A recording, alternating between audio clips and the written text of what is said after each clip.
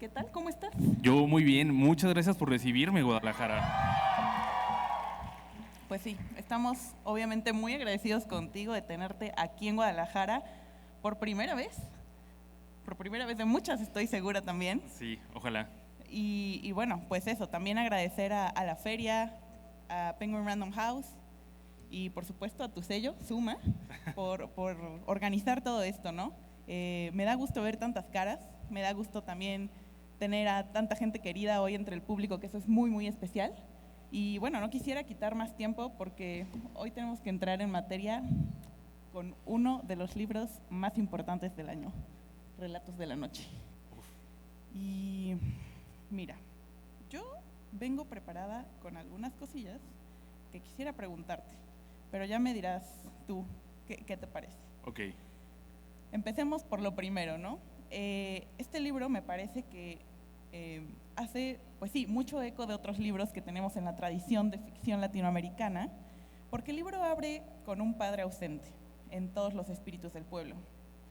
Y ese padre ausente es, pues sí, el padre de alguien, de un hijo que a su vez está transmitiendo ciertas palabras a su descendencia, ¿no? Y que está intentando no repetir, pues sí, errores familiares pasados y no hay un regreso a esa tierra como en otras tradiciones de la ficción latinoamericana, sino que más bien hay una huida, ¿no? Sabemos que hay una huida de esa tierra natal.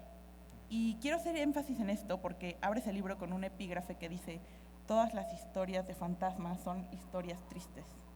Y este relato presenta por primera vez una serie de ausencias que irán irónicamente apareciendo en cada relato.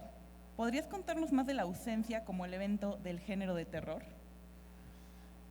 Creo que para mí la ausencia es la mejor representación de lo que es un fantasma. Como lo dices, esta contradicción de la ausencia que está presente, que está representada.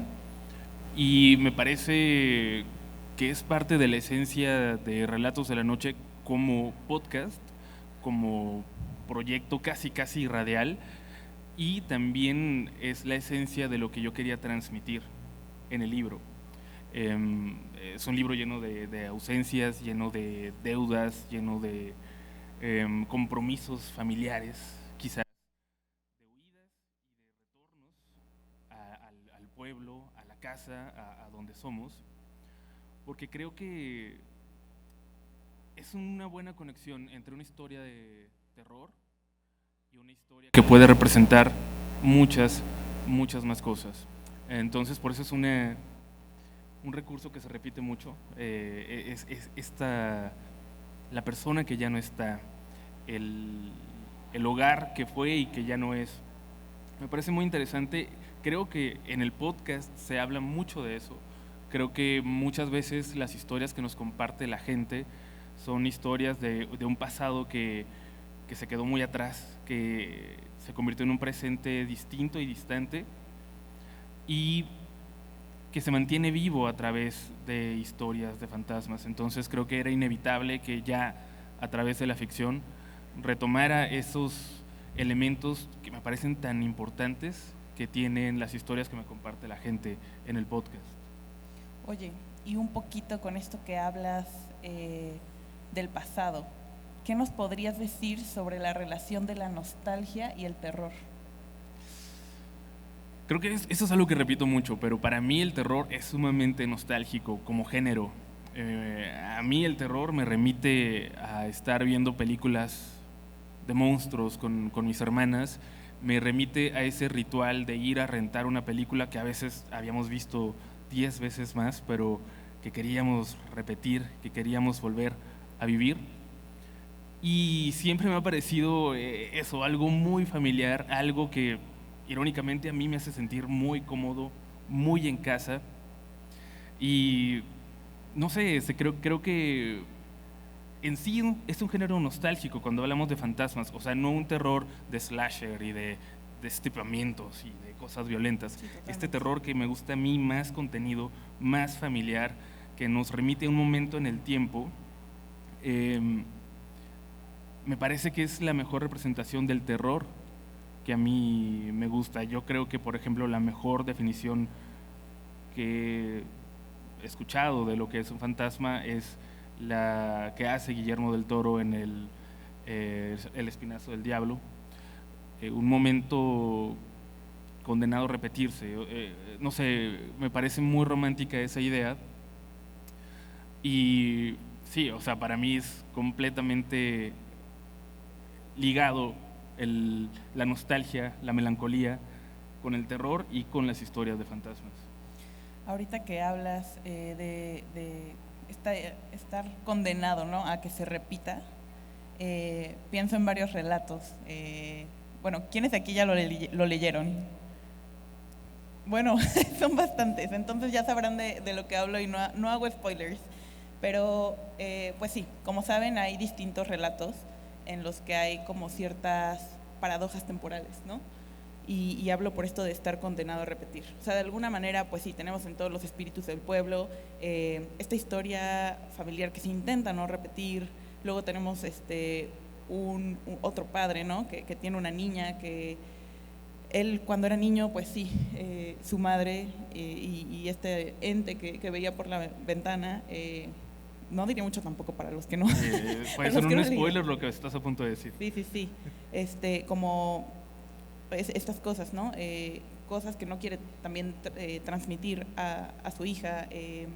Y luego también otras como repeticiones en el sentido como de ciclos o callejones sin salida, que están, por ejemplo, representados a través de la figura del doppelganger o de como robo de identidades o de posesiones. Y a lo largo de varios relatos nos presentas esta idea, ¿no?, de que quizá las cosas, por ejemplo, también en Detrás del vidrio, quizá las cosas pudieron haber sido de otra forma, pero no es así, ¿no? O sea, aunque se hubiera hecho de otra forma, aunque se intente huir algo, quizá no había salida. Y es algo que condenamos mucho cuando vemos las películas de terror, ¿no? Como de, ¿por qué esta persona fue tan tonta y no hizo esto, ¿no? Pero creo que justo ahora, en más bien el género llevado al escrito, vemos esa otra parte, ¿no? Como, a ver, o sea, no es que alguien no intente huir, estas huidas se intentan, pero muchas veces estamos condenados a esa repetición. Sí, creo que cada vez creo más en el destino y en que todo está escrito y en la ironía del tiempo. Creo que, y lo represento en algunos cuentos, que el tiempo nosotros lo vemos lineal, pero el tiempo en realidad existe y todo lo que tenía que pasar ya pasó. Entonces creo que lo represento mucho en ciertas historias donde nosotros mismos somos quienes construimos no solo el futuro, sino de alguna forma nuestro pasado, que puede sonar como una perspectiva bastante loca, pero creo que lo puede ser.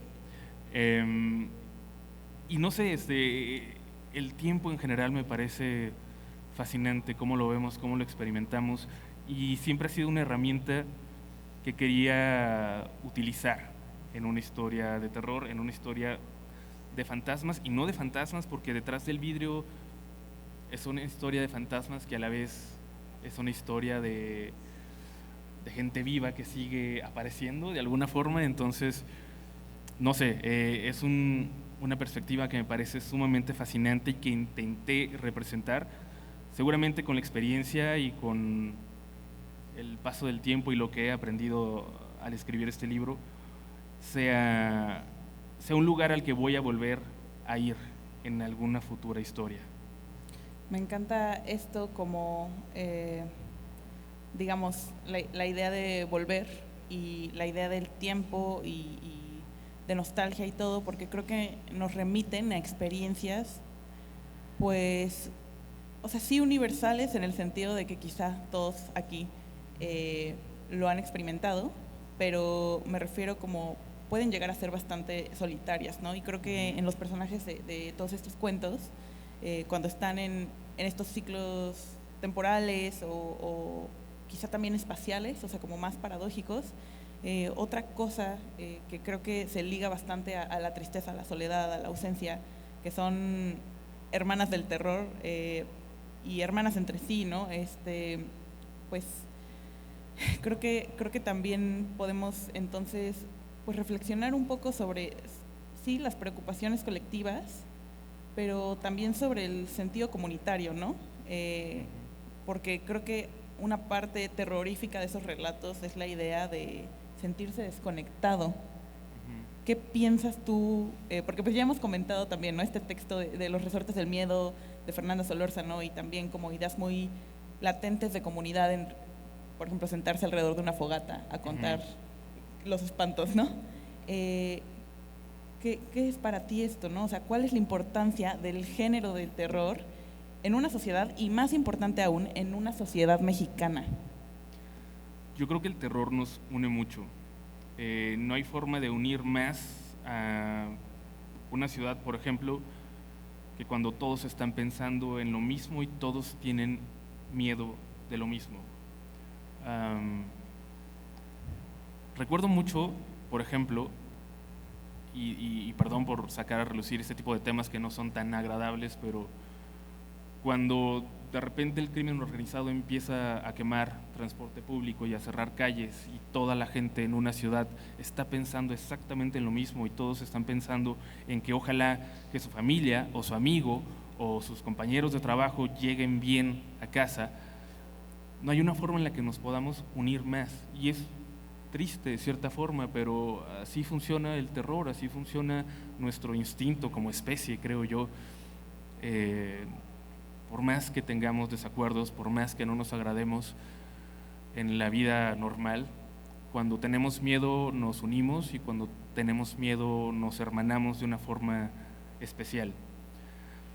Creo que eso sucede mucho con el terror. Creo que es por eso que la comunidad que se ha formado con Relatos de la Noche, con el podcast y ahora con el libro, o sea, yo se lo digo mucho, son la mejor comunidad que yo he visto en internet, cómo se tratan, cómo se respetan, cómo se preocupan unos por otros. Y creo que eso se da porque estamos hermanados por el terror, porque estamos hermanados por el miedo. Puede sonar muy irónico, pero así lo creo. Y creo que es de lo que más me apasiona de haberle dedicado mi vida, o al menos una gran etapa de mi vida, a compartir terror, a escribir terror, a escribir historias de fantasmas. Pero no sé, creo que es de las partes más bonitas y más nobles del terror, del horror como género.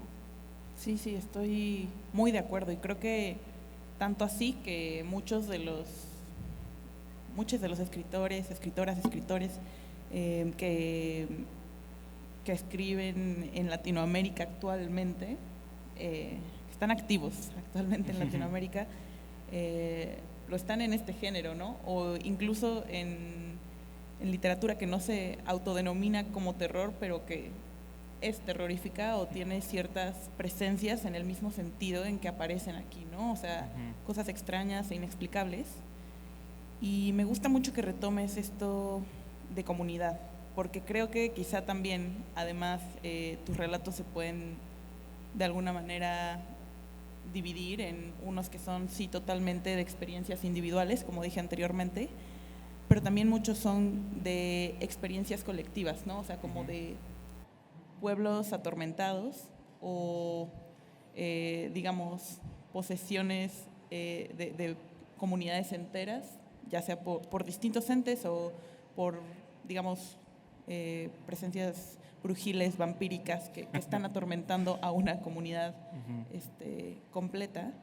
Entonces, en torno a esto, ¿cómo crees que se ve perturbado nuestro sentido de comunidad cuando alguien no nos cree o no nos reconoce o no tenemos, digamos, un mito compartido? Nos separa un poco. Creo que, de nuevo, no por echarles flores a todos los que están aquí, que sé que son parte de la comunidad, pero creo que esa confianza en el otro, a pesar de que tal vez la historia que nos están contando sea una que va más allá de nuestro escepticismo, de dónde pintamos nuestra raya por lo que hemos podido experimentar, por lo que hemos podido ver, incluso cuando la historia de alguien más va más allá y te cuenta algo que puede parecer fantástico, que puede parecer un cuento y tú decides confiar, me parece que es lo que más hermana, porque sí, esa desconfianza, ese no creer, puede ser la cuestión que separa y que en este caso yo creo que diferencia la comunidad que se ha formado en torno a Relatos de la Noche de la que puede seguir otro tipo de contenido, también de terror, pero con una visión distinta, ese terror por asustar, de un terror más por entretener y no del terror nostálgico, triste, bonito que nos gusta a nosotros al contar nuestras historias. Y no solo triste y nostálgico, sino creo también bastante simbólico, ¿no? Porque en estas páginas tú tienes retratadas bastantes preocupaciones humanas, pero también bastantes preocupaciones, digamos, actuales, como de diferentes grupos sociales que están personificadas de alguna manera, ¿no? Y en este nivel simbólico también el libro está lleno de umbrales. Es decir, tenemos ciertas transgresiones físicas mucho más claras de espacios que están marcadas, digamos, por atravesar una puerta o atravesar una ventana, pero hay otras que a lo mejor no son tan claras. Yo quisiera retomar esta idea, pues sí, ¿no?, de los umbrales, y primero en la parte que a lo mejor a todos nos puede resultar un poco más reconocible, como puede ser el espacio de la casa, porque sí, muchos ocurren en esta casa. Voy a hacer ahí otra referencia literaria, ¿no? En una casa tomada.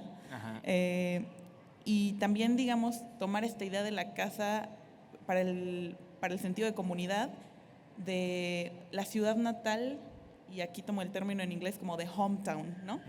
Entonces aquí tenemos estos dos niveles de casa o de hogar atravesados que, pues sí, idealmente son un lugar en el que se supone que te debes de sentir seguro porque es familiar, porque conoces a todos y porque sabes la estructura y las reglas por las que se rige ese lugar, y que de repente, pues, todo se ve transformado con la llegada de una presencia, ¿no?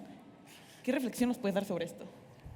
Para mí, el terror que más me tocaría a mí, que más me impactaría, es el de la seguridad derrotada, el de nuestra cotidianidad interrumpida por algo que llega y lo rompe todo y no va a volver a ser ese lugar de paz, ese lugar seguro en el que nosotros habitamos. Creo que, por ejemplo, en el libro hay historias de viajes, hay historias de ir a un pueblo lleno de entes extraños a hacer una búsqueda. Hay una historia donde llegas a una casa muy extraña, donde hay cuadros y hay figuras que deberían ser de seguridad y deberían ser familiares y terminan siendo, bueno, no puedo decir más, no, sin hacerme, estaba a punto de decir el final, pero sé que hay gente que no lo ha leído. Sí. Pero, o sea, imagínense este escenario y díganme cuál les daría más miedo. Están en una habitación de hotel, a punto de irse a dormir a medianoche, y al apagar la luz, ven la figura de una mujer en la esquina de la habitación. Ahí tenemos varias opciones, ¿no? Prender la luz y ver si sigue ahí, esperemos que no. Podemos salir corriendo e irnos a dormir al lobby, o pedir que nos cambien de habitación, o irnos a dormir a un parque o lo que sea, pero es un lugar de donde podemos escapar. Aterrador sí, porque es un escenario desconocido para nosotros, pero podemos escapar. Ahora bien, por el contrario, imaginen que van a dormir, que pasaron una tarde tranquila en su casa, en su lugar seguro, donde se sienten cómodos, cómodas, ese lugar que es su refugio ante un mundo que da mucho miedo allá afuera. Y apagan la luz y ven en la esquina de su habitación la figura de una mujer, la figura de un fantasma. A mí me daría mucho más miedo la segunda, el sentir que se rompió esa seguridad, que se rompió nuestro refugio, nuestro lugar seguro, donde podemos escapar de todo, ese lugar nuestro, que ahora ya no es solo nuestro, es de alguien más. Es la casa de un fantasma con el que vamos a tener que convivir, al menos con su recuerdo, porque podemos no volver a verlo, pero la duda de si sigue ahí siempre va a estar. La duda de si ese fantasma habita con nosotros permanentemente y no podemos verlo, siempre va a estar. A mí me daría mucho miedo ver algo en mi casa, me daría mucho miedo perder esa tranquilidad. Y creo que, digo, no solamente con casas, no solamente con este sentido de hogar, incluso pensar que vivimos en un lugar tranquilo y de repente deja de serlo. Y creo que eso es algo con lo que vamos a conectar muchos y muchas en este país, tener un lugar que era nuestro refugio, las calles que eran nuestras calles, que eran calles seguras, donde podíamos caminar a cualquier hora, porque podíamos estar en la zona más peligrosa y lejana de la ciudad y de repente tomabas tu transporte, tomabas tu camión, tu taxi, llegabas a tu colonia y decías, aquí estoy seguro, este es mi hogar, y de repente eso se va perdiendo y de repente ya no son las calles seguras donde tú caminabas y de repente son las calles de algo más que llegó y se apropió y está ahí permanentemente, casi como un fantasma. Y creo que sin quererlo escribí de muchas cosas que me preocupan. Sin quererlo, escribí sobre lo que para mí representa el narcotráfico, el crimen organizado en un país como el nuestro, que lo ha invadido todo y que está presente. Y en algún momento, un amigo en común, Ricky Farías, en la presentación en Minería, me decía que las historias del libro le parecían atemporales y eso le gustaba. Le parecía que eran historias que pudieron haber sido escritas hace 40 años, hace 10 o incluso dentro de 50. Y ahora que lo releo y ahora que vuelvo a pensar en estas historias, siento que de alguna forma representan mucho del México que me toca experimentar, que me toca vivir, el México en el que crecí, las calles en donde andaba en bicicleta cuando era niño y cómo se han ido transformando. Entonces, hay muchas cosas que con el paso del tiempo voy descubriendo. Hay muchas cosas que escribí que la gente ha notado permanentemente como, claro, esto era, a esto te referías, y yo no me había dado cuenta. Y quizás, sí, quizás así lo era.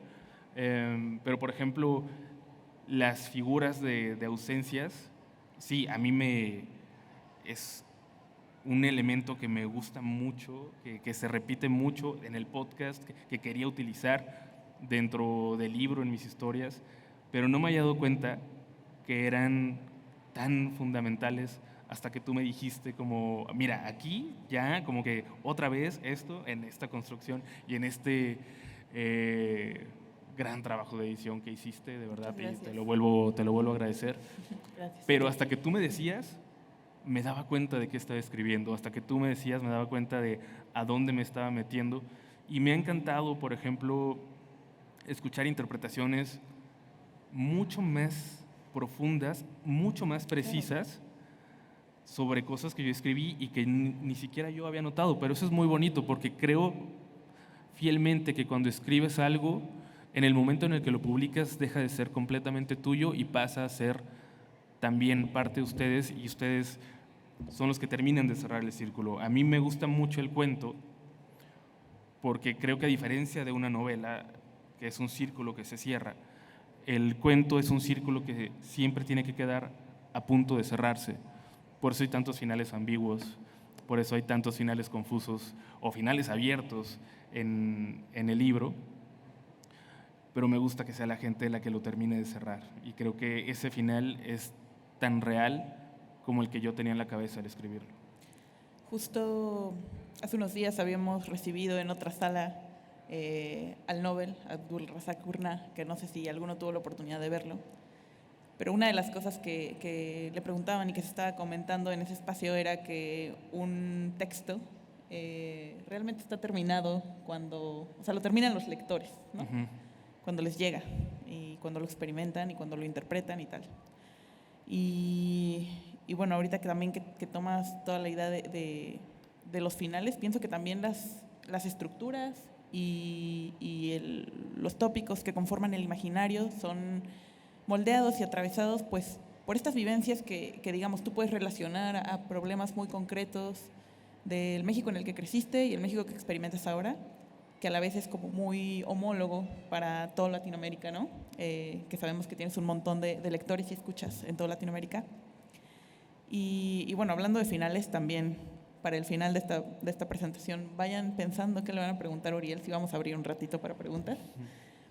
Pero bueno, yo quisiera como retomar esto también como dices, que quizá voluntaria o involuntariamente terminaste metiéndote a metáforas, ¿no? de crimen organizado. Y en ese sentido creo que las transgresiones pasan no solamente de espacios y de tiempos, sino también como bien lo dice Cristina Rivera Garza en los Muertos Indóciles, como estas necroescrituras, ¿no? Estos mensajes que se hacen lamentablemente a través de cuerpos, y que creo que aquí quedan de alguna manera marcados cuando ciertos entes también empiezan a afectar los cuerpos de los personajes, a desfigurarlos, a transformarlos, o que incluso se desatan a través de una violencia que parece tonta y no lo es, ¿no? Como cortarle el dedo al cadáver de un muerto que te encontraste para robarle algo. Entonces, pues sí, ¿qué ves en todo esto, en toda esta transgresión corporal? Porque lo que vi también en el libro es que muchas veces no solo le diste voz a personajes que experimentaran, digamos, de manera externa todas estas presencias, sino voz a presencias. Entonces, ¿por qué tomaste esta decisión de darle también voz a estos, digamos, monstruos? Creo que eso es definitivamente porque eso también es algo que ya he contado. Seguramente hay gente que ya sabe un poquito de lo que voy a decir, pero el primer libro real que leí fue Frankenstein, porque antes de eso eran solo libros de cuentitos y de historias de fantasmas y de apariciones, pero no era literatura real, de verdad no lo era. No digo que no lo sean en sí, sino los que yo leía eran libros muy malos. Y de repente llegué a Frankenstein. Y no solo fue para mí la entrada a la literatura real y a una gran literatura, porque Frankenstein es de las mejores novelas que se han escrito, sino llegué a tener una perspectiva diferente de lo que era eso que se supone que tenía que darnos miedo, porque hasta entonces, y creo que como mucha gente, yo lo que había visto en películas, para mí películas de luchadores, por ejemplo, era Frankenstein como una figura, bueno, a la criatura, a la que le decimos Frankenstein, era un villano, era un monstruo, nada más, completamente así, una sola dimensión. Y cuando lees la novela, lo entiendes, y muchas veces empatizas y eso le da una profundidad completamente distinta. Entonces, no sé, creo que también era inevitable que al escribir en algún momento terminara mostrando de cierta forma esa perspectiva y dándole voz también a lo que se supone que tiene que asustarnos, a lo que a veces puede ser una figura incomprendida y que seguramente es mucho más profunda de lo que pensamos en realidad. Para mí un gran ejemplo de esto es un fragmento, un episodio de una serie de Mike Flanagan, La maldición de Bly Manor, donde al principio, y espero que mucha gente la haya visto porque es brutal, porque es de lo mejor que pueden ver en cuestión de miniseries de horror. Flanagan es un genio, pero a mí me encantó un momento en esta serie, porque al principio habíamos visto una escena donde una persona va caminando por esta mansión embrujada y alguien lo asusta. Vemos la figura de un fantasma que lo intenta tomar y es solamente eso, una escena de horror, una escena fantasmal a la que estamos acostumbrados. Y más adelante, dentro de la serie, lo que vemos es un episodio que cuenta la historia de esta figura antes de ser un fantasma y hasta llegar a ese momento en el que intenta atrapar a una figura que va pasando. Lo vemos desde la perspectiva del fantasma y me pareció absolutamente genial porque además ya habíamos tenido la contraparte, ya habíamos tenido la escena normal y luego vimos esa otra perspectiva.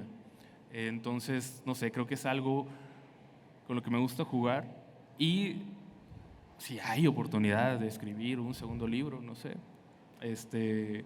seguramente es algo que voy a retomar por ahí con algunas ideas que ya están, pero sí, siento que me voy a arriesgar todavía más en un segundo, si se da. Pues yo quiero que se dé, porque la verdad es que ya leer y releer se me va a quedar un poco corto. Sí. Ya quiero leer de nuevo, editar de nuevo. Y, oye, estamos hablando de todo esto de terror, ¿no?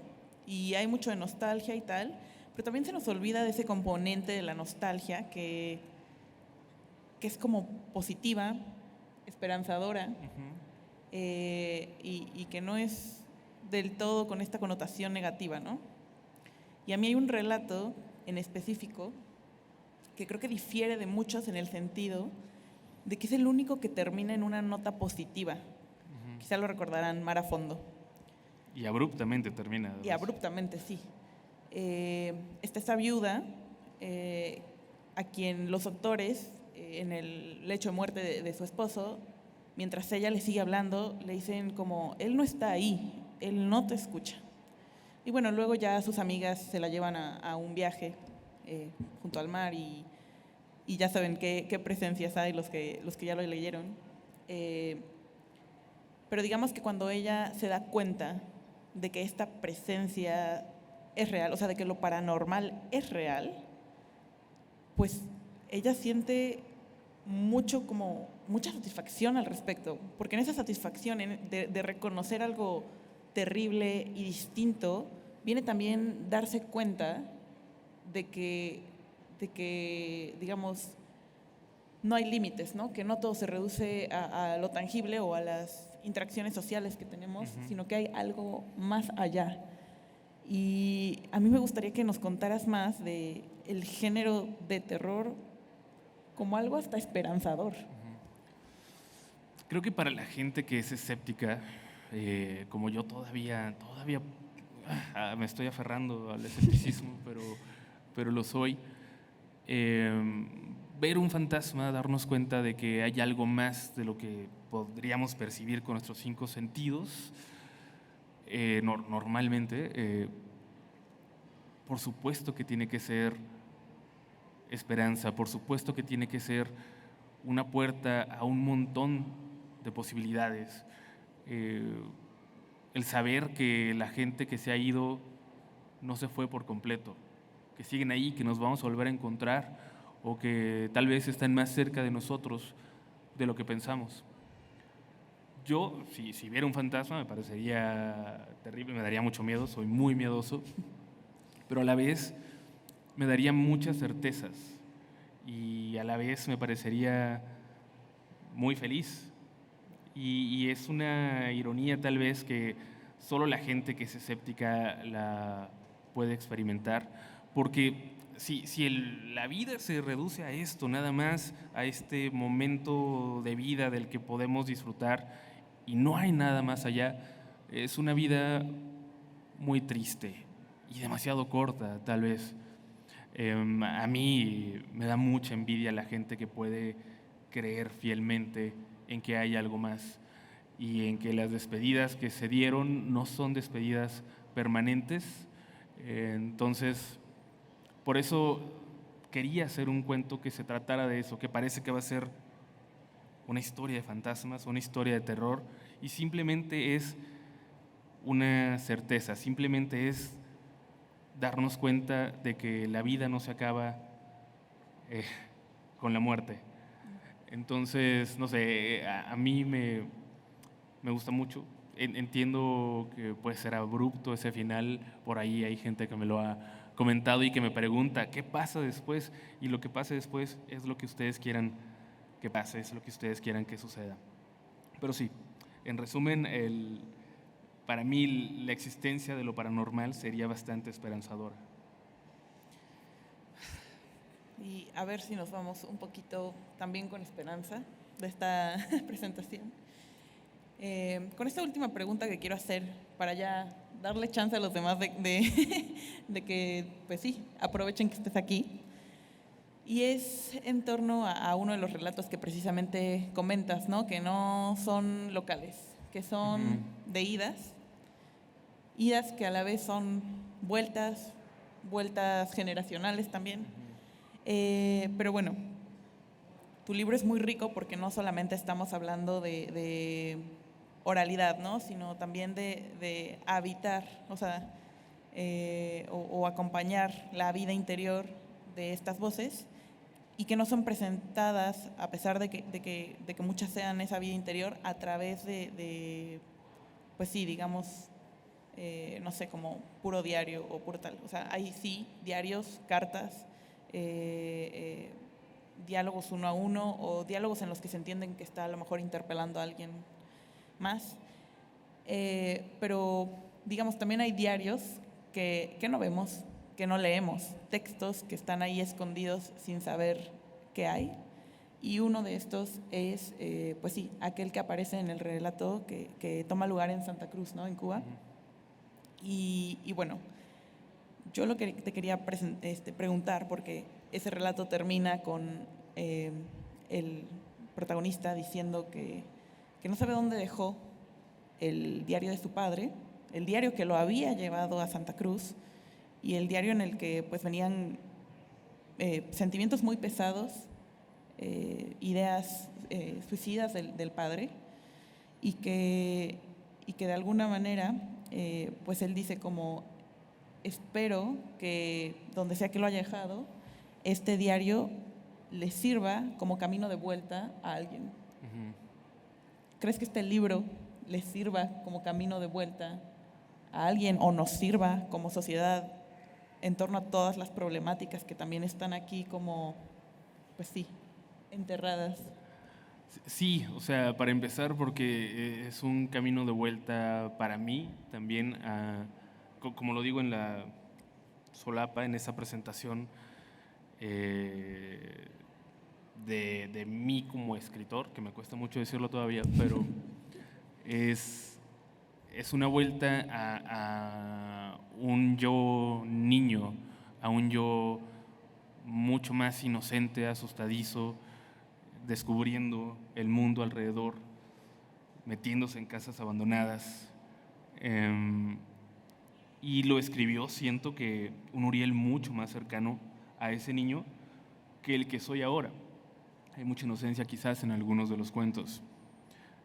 Pero al mismo tiempo, definitivamente creo que le puede funcionar a muchos, a muchas que lleguen a leerlo, que lleguen a apreciarlo y abrazarlo, porque es un camino de vuelta a un mundo quizás más nostálgico. Las historias de fantasmas en sí y definitivamente en el libro siempre son un abrazo al pasado, a las ausencias, a lo que ya no es. Entonces espero que sirva como ese camino de vuelta. Espero que tal vez no esté tan reflejado el México que vivimos, aunque creo que sí lo está. Y tal vez si alguien lo lee en 20, 30 años, lo lea en un México más tranquilo y el libro pueda ser una representación quizás de un México que no les tocó vivir o de un México que cambió. Pero pues sí, yo siento que sí puede serlo, pero los lectores, las lectoras y el tiempo lo decidirán. Me gusta mucho que cierres con esta idea. Y ahora, pues de nuevo me queda agradecerte, agradecer a tu gente, agradecer a la FIL y por supuesto a la editorial por hacer posible esto. Y bueno, ahora sí, arránquense con las preguntas. Bueno, sí hay muchas manos, ahí está la llena. ¿Tú vas a decidir o a la gente del micrófono? Yo no veo muy bien de lejos, pero bueno, vayamos escogiendo a alguien de un lado y del otro para que esté más equitativo. Sí. Por allá, sí. Señalas en una dirección y al que agarran. Es que veo Hola. fatal sin lentes. A esa silueta. Perdón. Hola, ¿qué tal, Uriel? ¿Qué tal? Mi pregunta es sobre Santa Cruz, precisamente también. Quería preguntarte cómo surgió la historia, si fue en alguno de tus viajes, si fue inspirada en alguna vivencia de tu vida o algo por el estilo. ¿Cómo te llamas? Mario Pintor, mucho Mario, gusto. Mucho gusto. Cuba siempre me ha parecido un lugar sumamente interesante, un lugar atrapado en otro tiempo, tal vez. Y cuando tuve la oportunidad de conocerlo, me di cuenta que sí lo es. Es un mundo aparte, es un mundo en sí. Por eso salí muy poco de lo que conozco al escribir cuentos, pero sí era un escenario que quería aprovechar. Esa desconexión que existe, que sientes al estar ahí, al no tener internet, al alejarte de todo. Y recuerdo muy bien que cuando veníamos regresando, cuando veníamos en el avión, yo iba junto a la ventana y veía un mundo de pequeños pueblitos y de luces y escenarios. Y me imaginé desde ahí como qué sería una historia de fantasmas en uno de esos pueblos, qué sería una historia que habita todo el pueblo o que se lo ha comido por completo. Y creo que desde ahí empieza a surgir la idea a la que le terminé dando forma años después, pero sí, precisamente surge de cuando tuve la oportunidad de visitarla. Muchas gracias. Gracias. A ver, ahora una por acá. Bueno, acá adelante.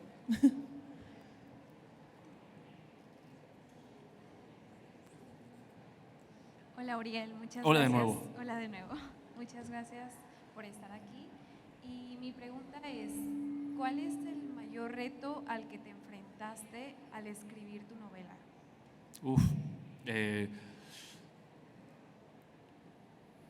Yo me sentía muy seguro de poder escribir.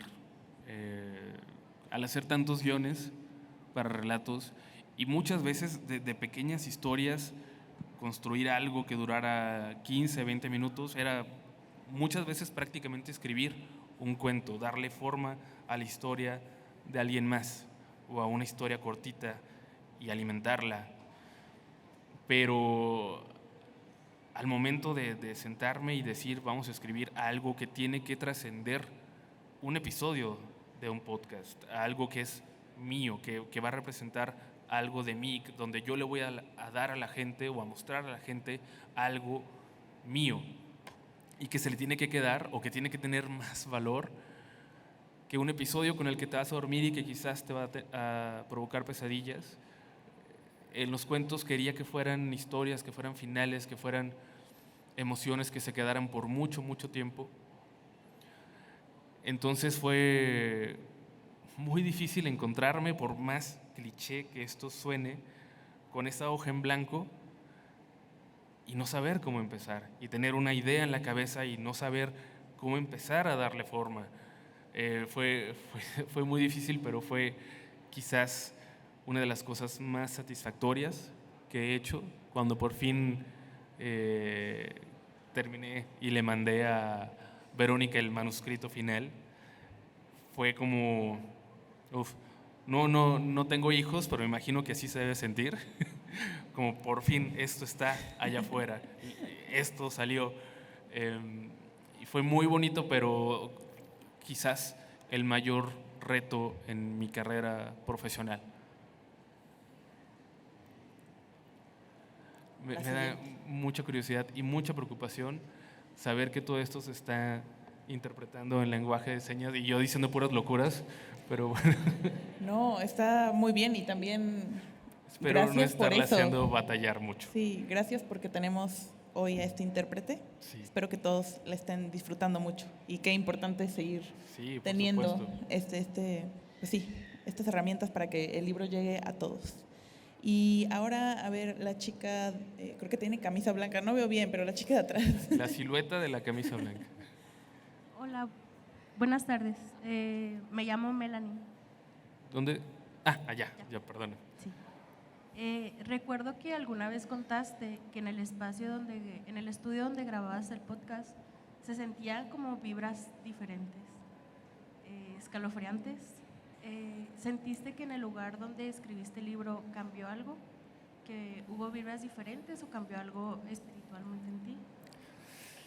Sí, o sea, yo no las siento mucho, pero por acá no me dejarán mentir que se sienten, que se escuchan, que se escuchan mi sonido que hago cuando me equivoco, incluso cuando yo no estoy. Hay visitas que han sentido como que, ay, aquí pasa algo en este cuarto, porque en tu casa en Ciudad de México es un departamento largo y para pasar al baño de la sala tienes que pasar por la puerta de mi estudio.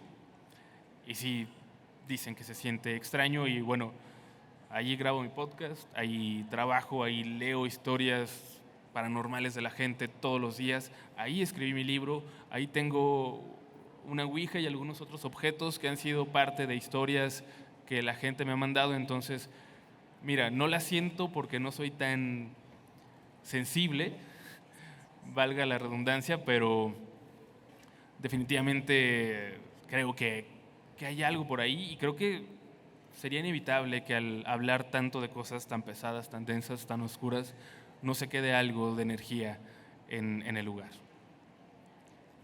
Tenemos tiempo para una pregunta. Ella tiene micrófono.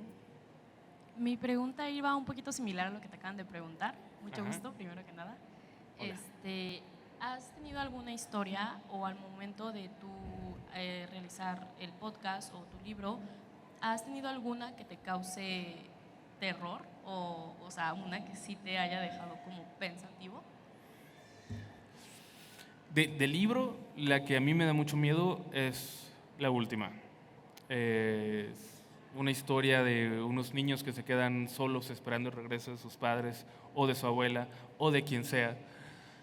Y esa desesperanza y ese estar solos y no saber qué va a pasar y el estar siendo visitados por una figura misteriosa, pero además un miedo de nuevo al crimen organizado allá afuera que cada vez está más cerca de llegar a su hogar, es algo que sí me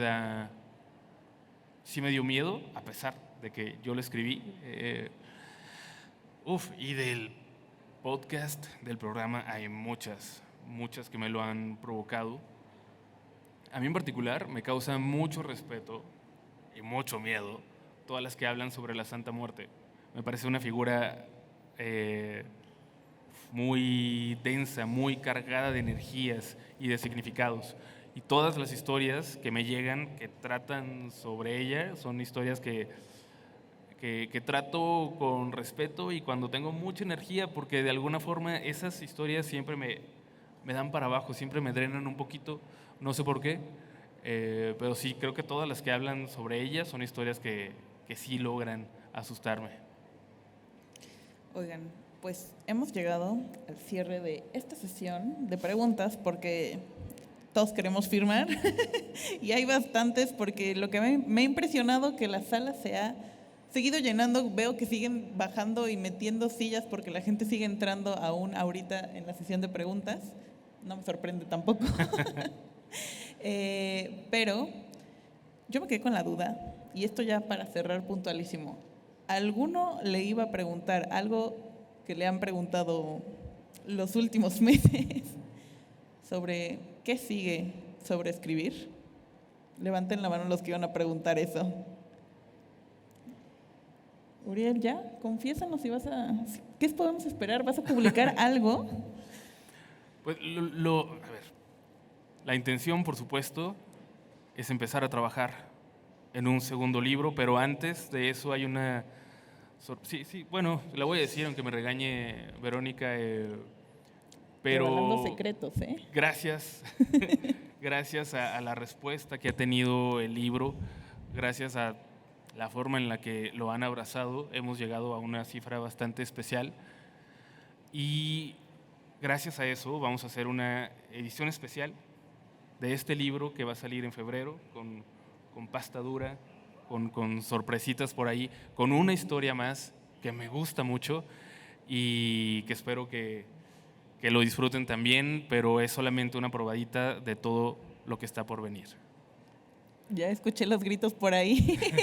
Ya creo que todos se van a ir bastante contentos y seguro pues sí, con la siguiente en tapa dura y bueno, nos quedamos esperando también a lo que sigas escribiendo para... Antes de terminar, ¿puedo grabar? ¿Me pueden ayudar a hacer mi intro para un episodio? Sí. De verdad, muchas gracias por haber estado aquí. Es un sueño para mí estar presentando en esta feria. Mi mamá está aquí, que nunca había venido a una presentación y ahora me acompañó. Entonces, sí. Creo, sin lugar a dudas, que esta es la presentación más bonita y más especial que me ha tocado hacer. Así que gracias, Guadalajara, por eso. Les amo mucho y ya vamos a grabar la presentación, ¿ok?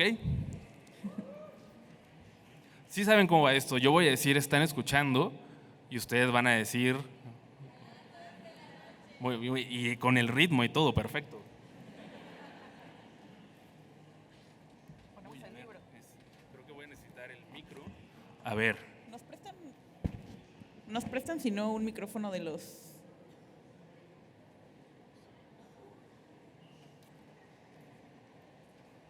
¿Quieres que me ponga acá abajito con el libro? Vale, sí. Si no voy a tener que gritar y me escuchan, ¿va? Ya fue para ahí por el libro.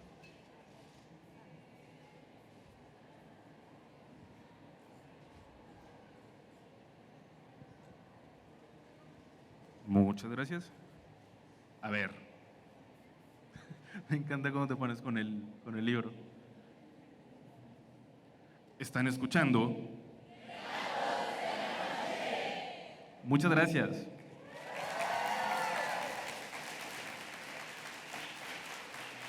Una selfie también. Muchas gracias. Nos vemos ahorita para firmar y para abrazarnos un poquito. Les doy las instrucciones para la firma. La firma va a ser en esta misma sala, aprovechando que ya están todos acá, pero les pido que se queden en su lugar, porque somos bastantes, entonces, y aparte que vamos a tener que ir esperando, también para mantener cierta seguridad para todos, ¿no?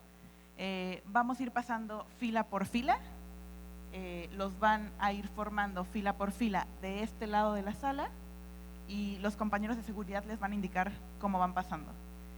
Va a firmar los libros, por favor se lo dan abierto en donde ya tienen su nombre